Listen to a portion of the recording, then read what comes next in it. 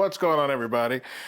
So I got another one from Andrew and Leo from Music Tech. Were awesome and sent out a bunch of IEMs for our local meet, and they've given me a little bit of extra time to sit and listen to them and do a quick review on them. And this is from a brand that I have trying to think if I've ever heard any of their other IEMs. Can jams can be hectic, so there's some brands that end up getting left out. Well, I feel bad about that because I really do dig these.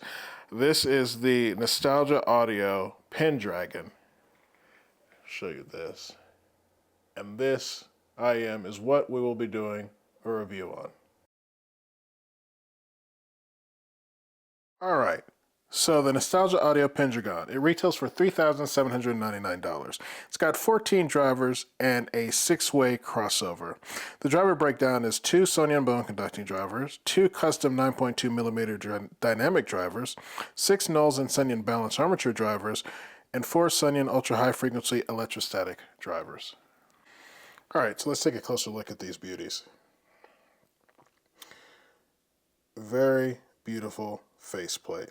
And what's even cooler is it's got dragon scales, let's see, on the shell, which looks really, really super cool.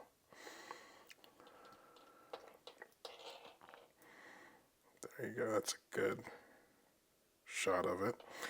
Then you've got this beautiful cable that comes with it. So attention to detail, especially when it comes to just the looks of the IEM, were very obviously important to them. So yeah, pretty spectacular looks. All right, so fit and finish, like we always do it. The Pendragon, I think, is one of the most stunning IEMs out there, especially with the dragon scale. It just looks good. Beautiful black cable. Then you've got this wonderful design here that looks pretty awesome. And then good looking plug. So pound for pound, I think this is one of the better looking IEMs out there, especially when it just comes to detail on making it look a certain way. I would say it's a medium to large body, but it's super light, not heavy at all. Haven't had any comfort issues. Able to sit and listen to them for a while without any problems. The cable hasn't given me any issues either. It's a very nice cable, so I haven't had any issues. So pound for pound, the Pendragon is pretty awesome. All right, so how does the Pendragon sound? The Pendragon has a very thick, syrupy, warm sound. The bass, start with the bass, is absolutely awesome. It is very textured, very detailed. Like listening to stuff, especially like the bass player for Go Go Penguin, Bardo is a song that I love to listen to. And it's one of those warm IEMs that is capable of speed where it doesn't get muddy, especially in quick passages, especially like listening to Bill Lawrence Bloom. Near the end of that song, you've got the violas, cellos, bass, violin, all doing different things very quickly, and you have his piano playing, and it's just, if you're listening to the wrong IEM, it can get muddy. But even with the warm tonality of these IEMs, it just sounds glorious. So listening to Dominic Miller, there's just this weight to the sound. It's really nice. I have a tendency sometimes of getting tired of like super warm and warm IEMs because the tonality changes and it's just a little bit too much for me. I never had the problem with these. I think this is actually a very warm, thick sound that's done extremely well and extremely musical.